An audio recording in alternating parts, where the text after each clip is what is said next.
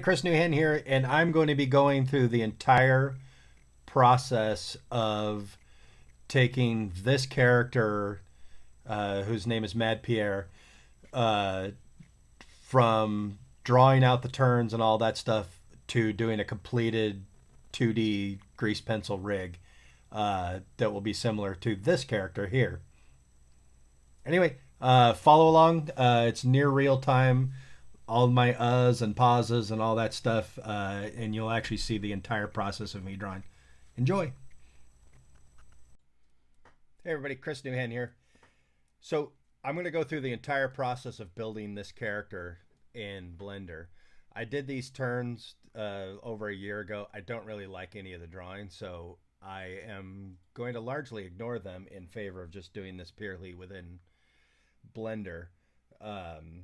And so, as I did in my previous video, I am going to use this rough 3D as a guide uh, to draw the the turns. So I have this model. There's some differences between this and the drawing. Like the CG version comes out feeling very stiff and mechanical, but it will still be a guide as I hand draw all the shapes. So the first thing I want to do is I'm going to, as I did with the eyes here, I am going to get, I'm going to draw the hair, the rough hairline in there so I can use that as a guide for my turns. So first thing I want to do is right now the eyes have a mirror modifier on there, so anything I draw is going to appear on both sides, and her hair isn't symmetrical, so I'm just going to apply what I have now. Oh, gotta exit draw mode, apply. Okay. All right. So I just need to get this rough. It doesn't need to be exact. The the drawing that I have here was a concept sketch, and some of it won't quite work in the turns. That always happens. Um, but I will get as close as I can.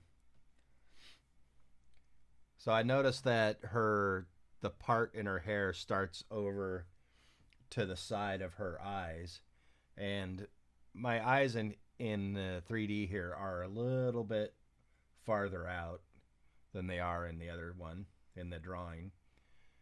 But I'm just going to get this, jumping in really quick to cover something that I didn't mention in here. And I covered this in my previous video, but I'll put it in here too. The way I'm drawing on the surface for this character is when you're in draw mode on grease pencil, so you hit Control Tab, go to draw mode. Over here where it says origin, you can change this to surface.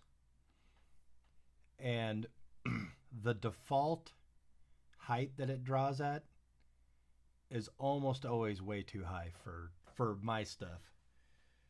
And I don't know if, let me see if that might not be the default. So I'm on surface mode. I also got to change this to view. So by doing that, you'll see that it follows the surface. So for me, I have to set the height to 0.15. I don't remember what it's set to originally, but to draw on the surface, that's what you need to do. Close enough. It doesn't really need to be exact. It just needs to be a guide for me drawing. And obviously I don't have the side information. I'm going to have to make it up. I mean, I could look at that Photoshop document. In fact, let's do that. It may still be helpful for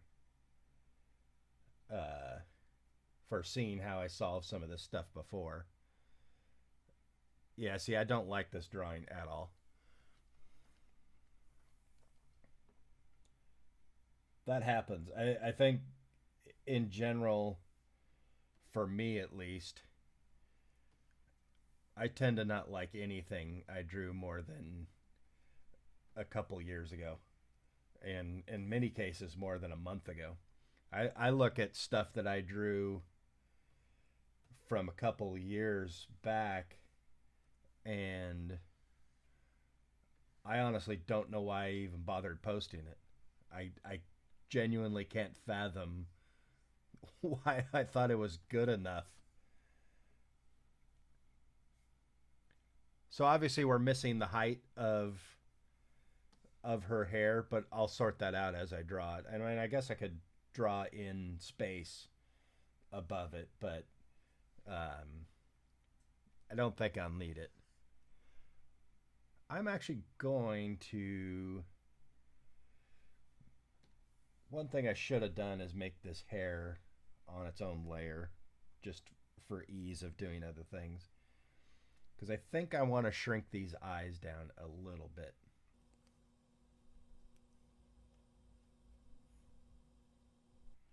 I think probably the nose is a little bit too big too in the 3D version. And let me shrink the mouth down a little bit too. All right, that's good enough. I moved all of the objects that make up this 3D model. Oh, got one more. Hit M, move to collection, and set the made it so I can't interact with it. Now, as I said in my previous video, I want to draw these characters with some perspective, but not a ton, and I might cheat it here and there based on you know, just appeal. Like, so right now I have this as an 85 millimeter camera for this camera view here. Might actually want a little bit more perspective, so let me change that to like a 50 and then move it closer. So what I want to do now is I want to make a new grease pencil object that is going to be my actual character. So grease pencil, blank, and let's call this Mad Pierre. The way I built this initially, the other character initially, I made a ton of layers with I had like a layer for each article of clothing and all that stuff, and the idea being that, you know, if I wanted to change it, I could just change that item. However, grease pencil started getting incredibly slow doing that. So what I'm going to do now is I'm going to do that still, because then it's easier for me to edit individual items as I'm trying to get the turn to where I want it to be. But eventually I'm going to merge those down into single layers. Well, you'll see how I do it. So I'm going to keep this view, I'm going to keep this view, the camera is not locked to the view. That way I can zoom into the view without moving the camera. So first thing I want to get is the body. Now I can go and do roughs of this, but there's really no particular reason for me to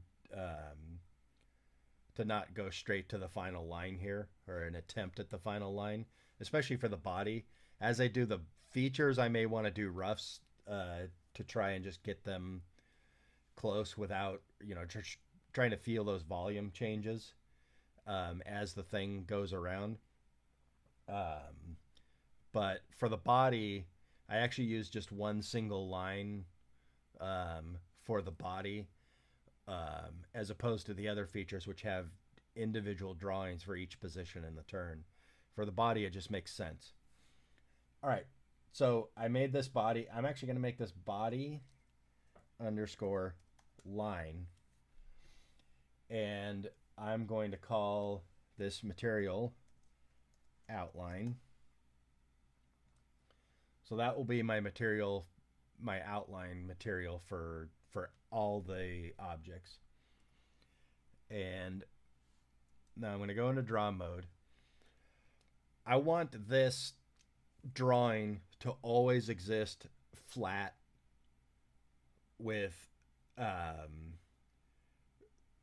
side to side being X, up and down being Z, and Y being the depth in the scene. And so right now I have it set to surface because that's what I was doing for the hair, but I'm going to change this to origin.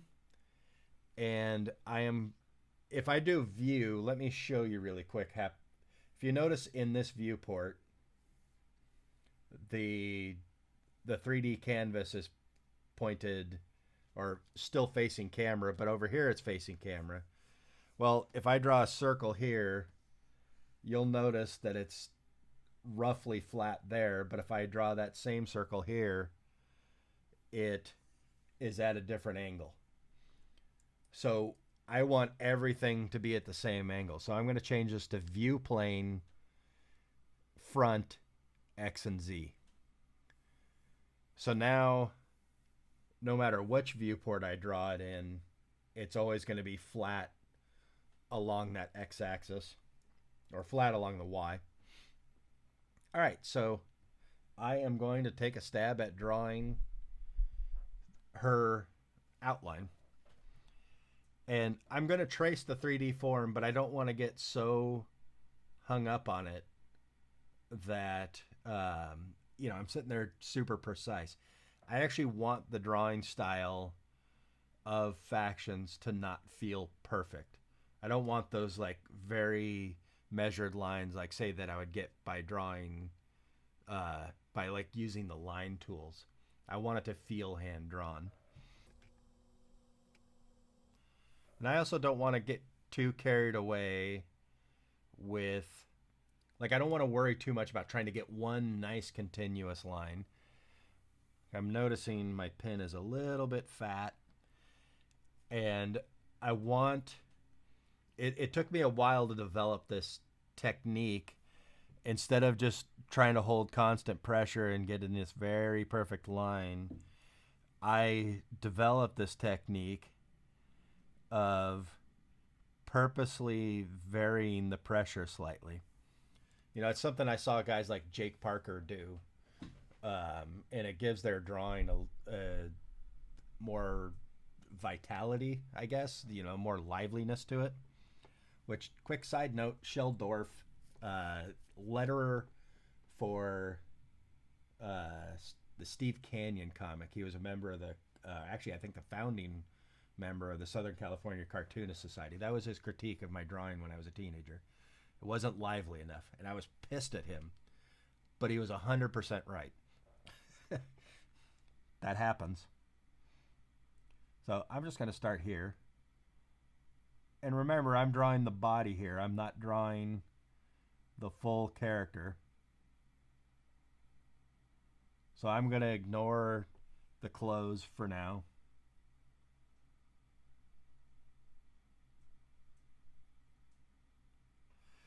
One thing that I absolutely miss drawing on my computer versus drawing on my iPad is the ability to just turn the iPad. And on the computer, I have to turn my body.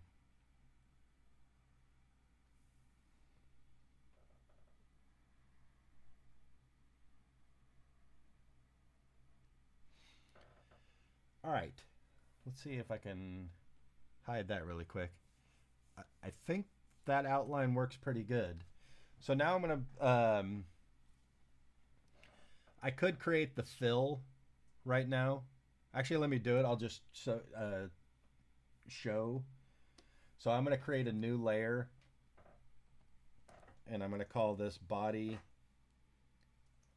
fill. So by default, when you create a new layer with grease pencil, it automatically makes a key on there. So I need to move this using these keys. You can adjust which layers are on top. So I'm going to move the body fill down, and I'm going to create a new material, which I will call body fill. And I should actually name these. I got to put a prefix on these because otherwise when I merge this in with other characters into the same scene, it's going to have to rename all these things. So I'm just going to name them so I know. And for the fill, I actually want just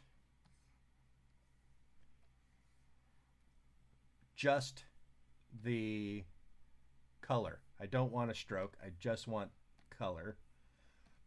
And I'm going to sample the color from my concept sketch. No point in having to reinvent that. So now you'll see when I draw with this, it just makes the shape.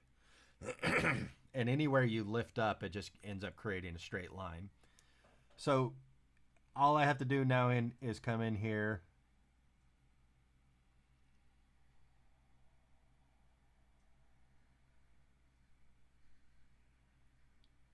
and this I actually do want to make in one continuous shape.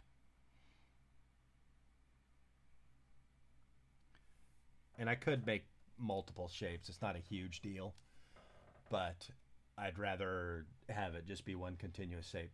One thing that I've found very much in grease pencil is it creates a shitload of vertices and it has performance issues. And I've tried it on, I'm on a newer iMac, and my other rig usually gets about 24 frames a second, but it dips down frequently. And I tried it on my grandson's brand new gaming computer with a really good card, and I still got the same performance. And maybe there's something I'm just missing, but grease pencil, as far as I can tell, is slower than geometry in Blender. All right, so back to this fill. I have it in there. I don't actually need it. It's sort of in the way because I can't see my character underneath it. And do you know what I'm going to do to make my life easier? I'm gonna make effectively what will be a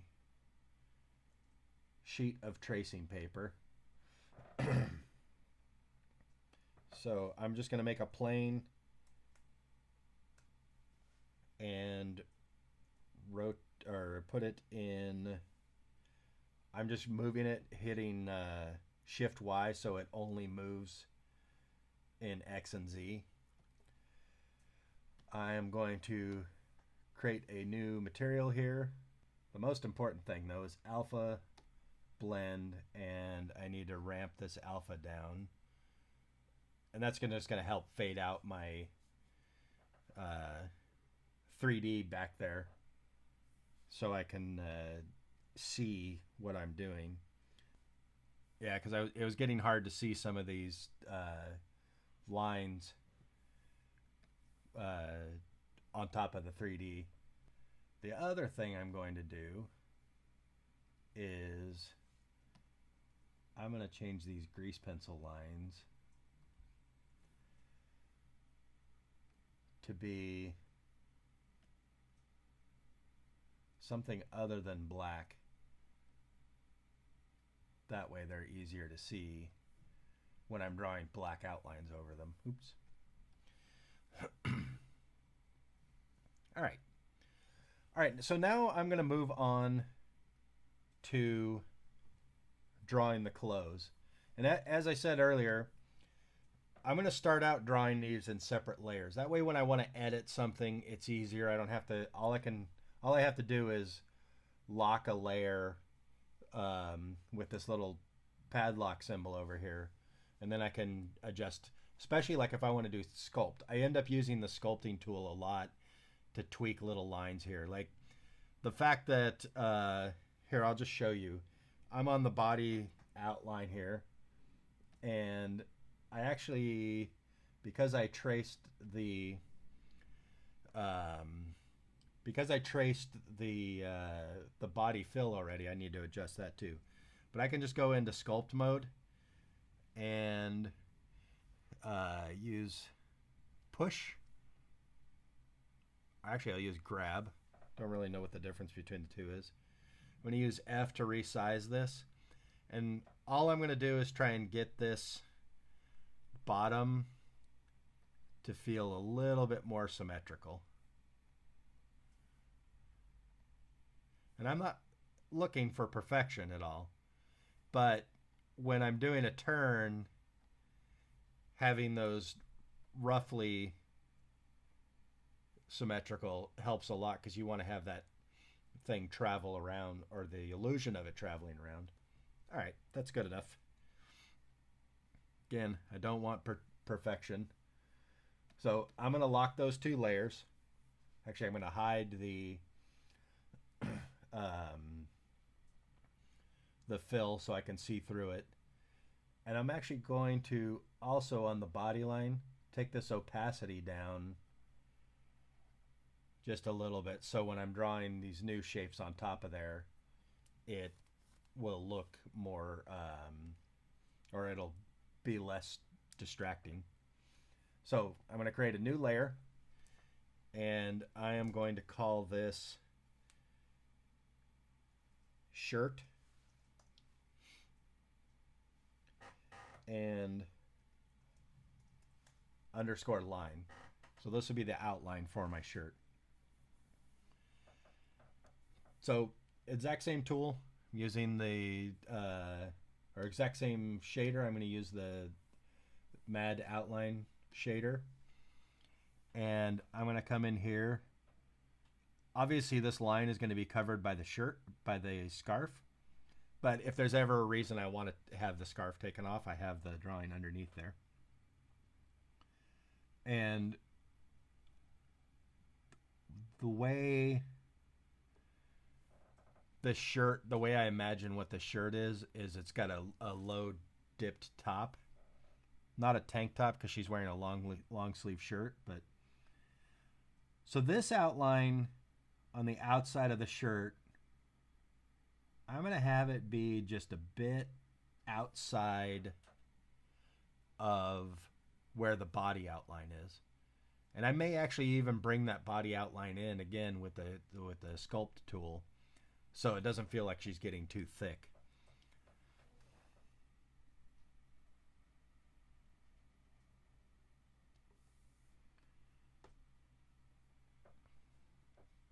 I'm going to undo that because I want to get some of that thick and thin like I talked about from varying the pressure.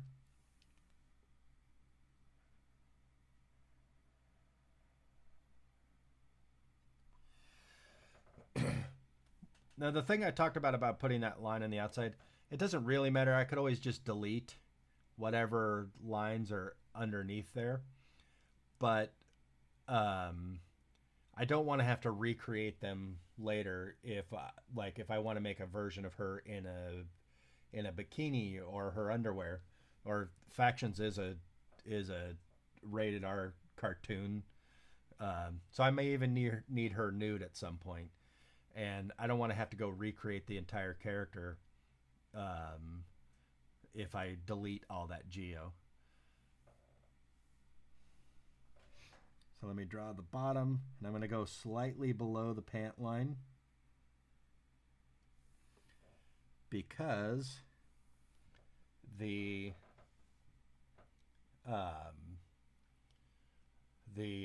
pant layer will sit on top of the shirt layer.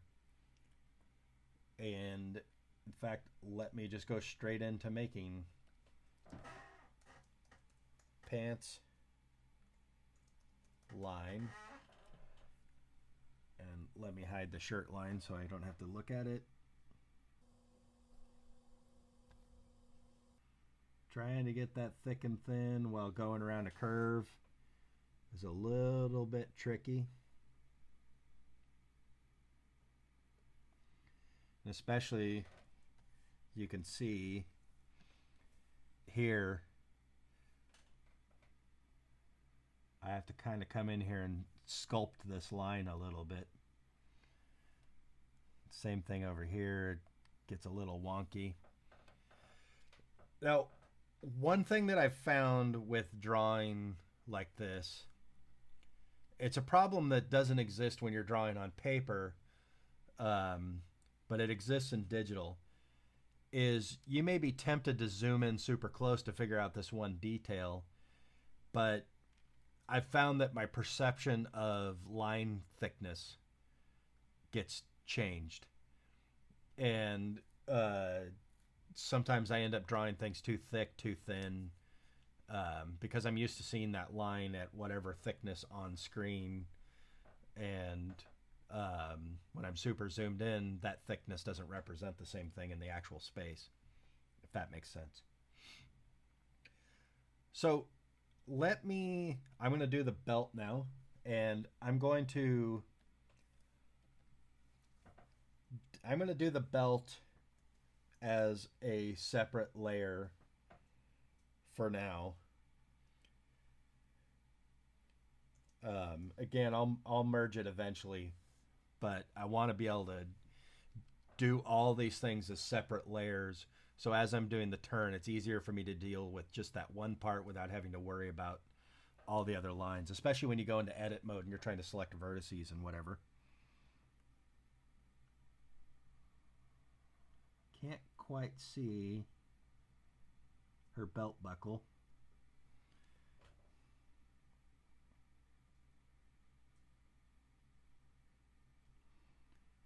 So Factions takes place in not a real time period.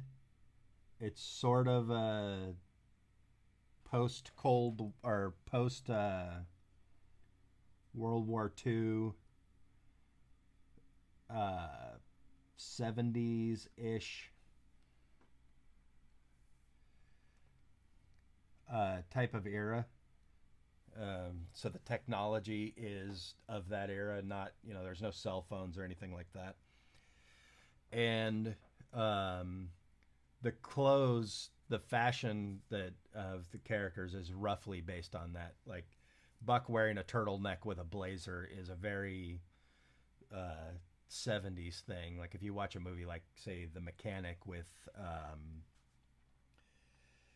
why can't I remember his name? Jan Michael Vincent's in it, but he's not the one I'm trying to remember. Anyway, it's a movie from the early 70s, and the styles of that era are what I'm going for. All right, so now I'm looking at the outline for the body again, and I'm noticing this kind of lump here. So I'm going to fix that. And in this case, I want to have all the layers on. And I'm going to go into Sculpt Mode and just flatten that out a little bit.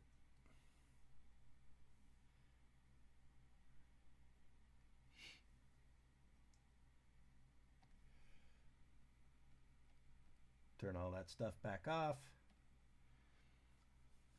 All right, so now I'm going to draw the scarf. In a scarf layer.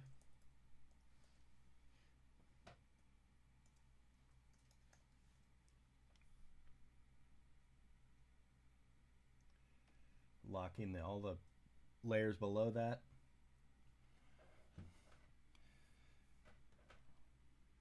This is where I need to reference the 2D version quite a bit more, because the 3D that I built the scarf doesn't feel the same at all. Actually, I'm gonna drop the opacity on the shirt layer, so as I'm drawing this, it's easier to see.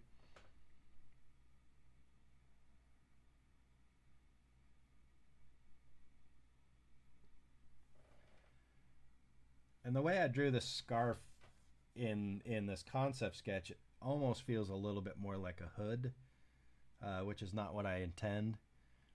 So I'm going to modify it from that too. And I kind of want it to feel like it's wrapping around the back.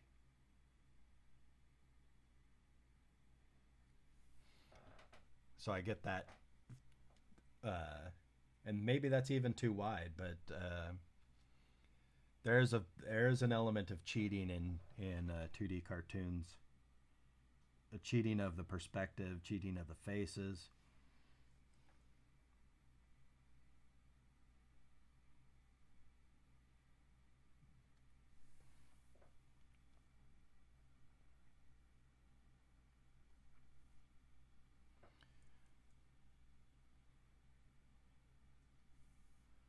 I want this to feel, because I'm working in a front view, which in general I don't really like working on the front drawing that closely, because it really, there's going to be very few times where you're looking straight on a character like this. It will happen, but it's not as necessary. Now I'm going to erase those lines so I can draw this knot. Now the 3D version of this knot is not even close to what it should look like.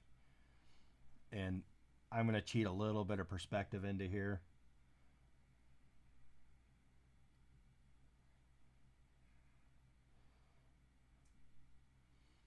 And get a little bit of a hint of folding. And then this one is coming from below the knot.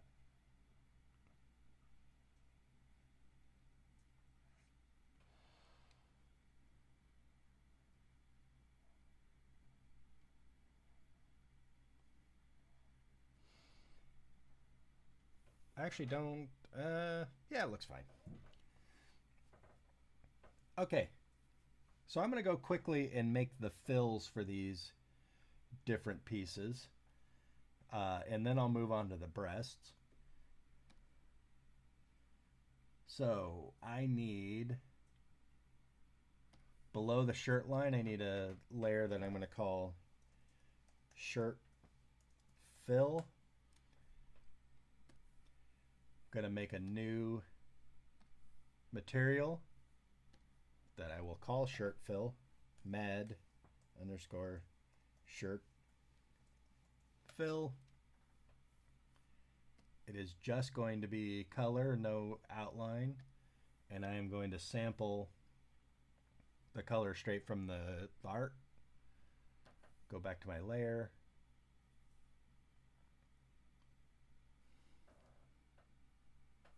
Oh, let me turn my shirt outlines back up. I'm going to turn these other layers off so I can see better.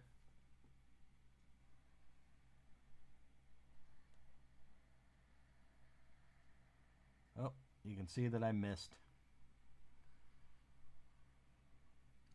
Now I could redo that line probably faster, but just to show, if I keep all these other layers locked, I can then use the sculpt mode to sort of bring that back in. And the reason I'm using such a giant brush for the sculpting is I can use the very edge to get subtle movements.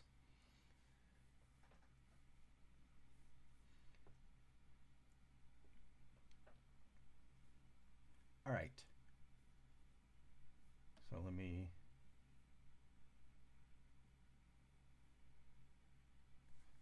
get out of sculpt mode, go back to draw.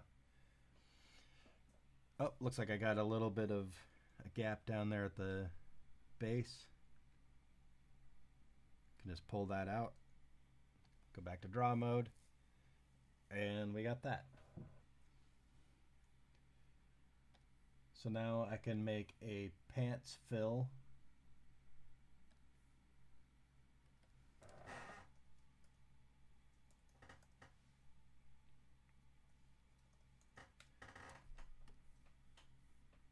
make a new material that I will call Pants Fill, or Mad Pants Fill.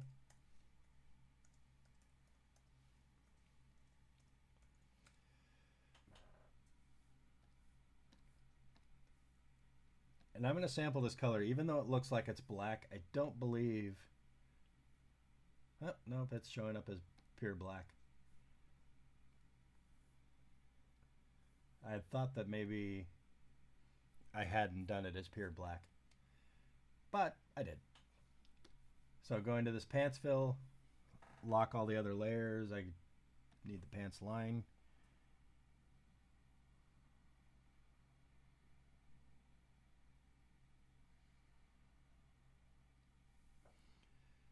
Looks like I missed a little bit again.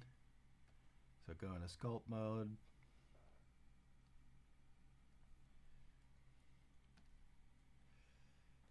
Okay, so I'm gonna do the belt now, which I gotta hide.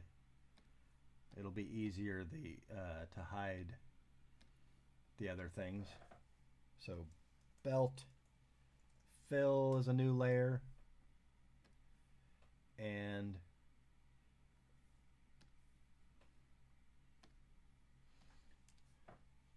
Mad. I could just call this accessories because all the blue is the same blue on her shoes, all that stuff. But I'm just going to call it belt. Who cares? As long as I know what it is. And this one's going to be just a fill. Sample the color.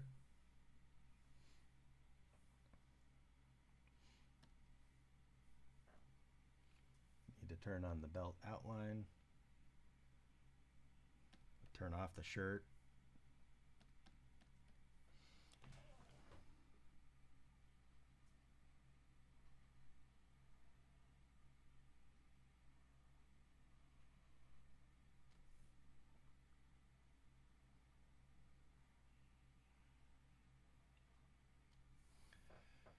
That one I let be 2 parts.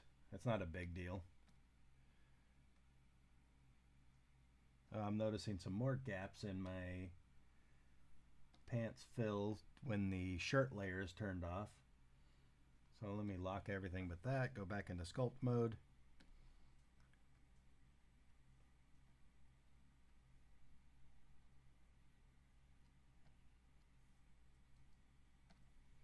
Oh, still there.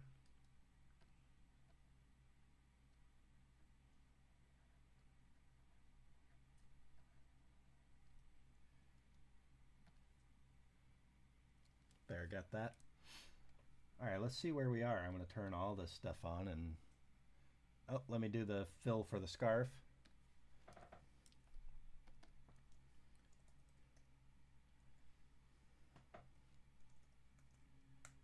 And I don't have to name the individual layers with the prefix because they exist within the object and Blender doesn't care if they're named the same thing as something else, like pants fill. So the scarf fill will be that same shader as the belt. So one thing I definitely tried to do with these characters, and I'm trying to do with the backgrounds, is keep a very controlled palette.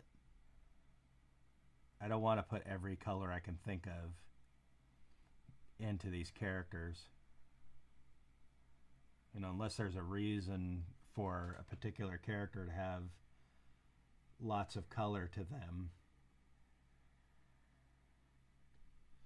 there's no reason to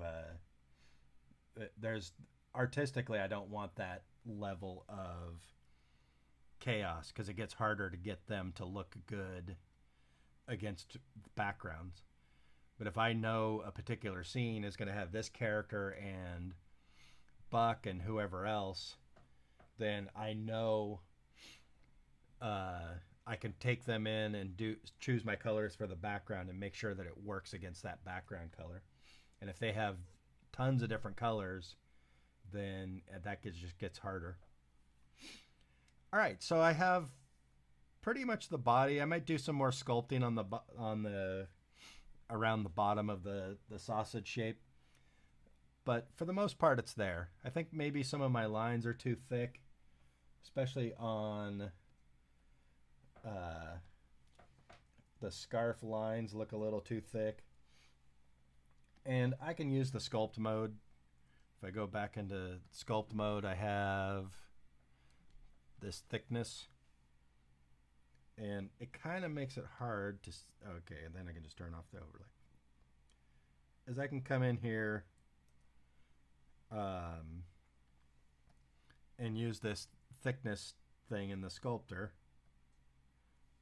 It's reacting way too quick, so I'm going to reduce the strength. And I'm holding down control for it to have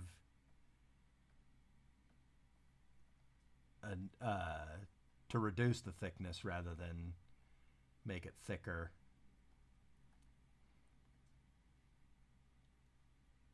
And again, I'm using the very edge of the pen, or the shape there, so I'm getting even finer control. Yeah, that looks better. I don't want to have everything be the same thickness everywhere. And then I'm also noticing again that that some of my outlines are not exactly on, so I'm going to fix those. So the way I turned off, by default when you go into sculpt mode, you're seeing the line, the stroke that makes up the grease pencil object, and I'm just turning off this overlays. Yeah, see, it's edit lines. I suppose I could turn that off individually without, like, if I needed the other overlays on there, but it was making it hard to see, so I just turned them off. And I'm seeing some other things. Like I said, I will frequently come in here and just go into sculpt mode, and I unlocked all my layers so I can see, or I can affect everything, because I don't want to pull too much with like, say, one layer where it might be completely off from the other layer. So if I move just the body, it would get off, so far off that the other pieces wouldn't line up, and then trying to rematch all that stuff up with the sculpt or however would get challenging. So I'm going to do a couple more little tweaks here. One thing you'll notice in this drawing, her bottom is a little bit more flattened out than the top of her head. So I'm going to try and get some of that.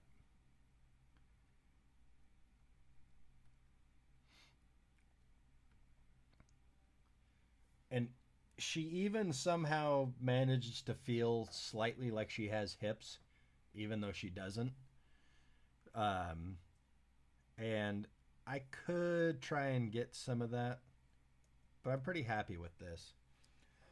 Now the last thing on the clothes are the breasts, and I want to do those separate because like getting those to look good going around the turn are going to be a big challenge. And the other thing is as I rehide all these fills, I can actually hide all of this.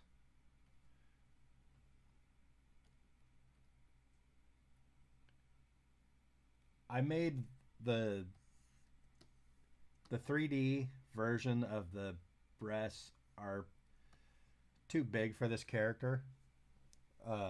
It's not, doesn't really fit her design, but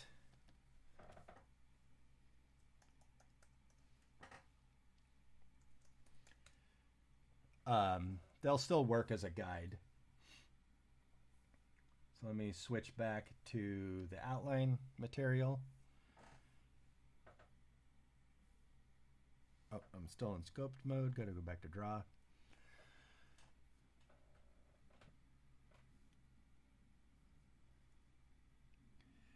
Now, the way I'm doing the breasts in this are meant to be a little bit comical.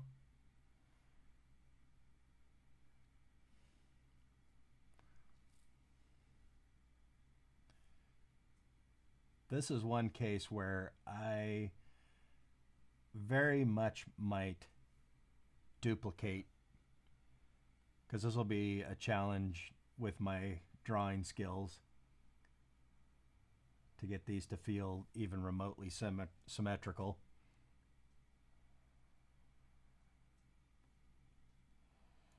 Yeah, I'm just going to cheat. I'm going to go into edit mode, make sure all of my other layers are locked. Shift D, X, and then S for scale, X to lock it to that, and then -1. And now I have my other breast.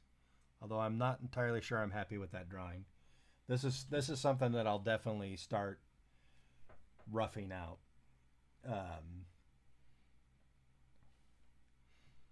Okay, so I'm gonna keep going on just the body here, and I'm gonna start doing the turns. And what I'm gonna do,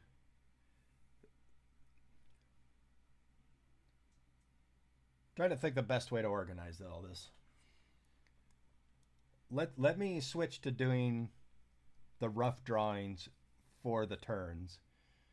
That way we know where we're headed.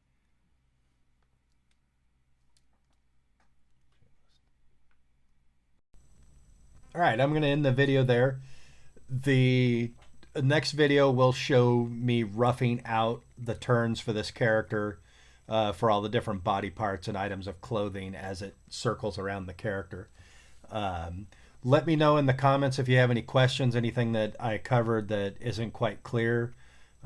Maybe some of it will be covered in later videos, but I might not think about it. So let me know if there's something you need more information on. I can make a separate video for those. I will be going through the entire process for creating this character, from these drawings all the way to the end, to the rig. All right. See you in the next one. Like and subscribe. Follow me on Instagram, chrisnewhan_art.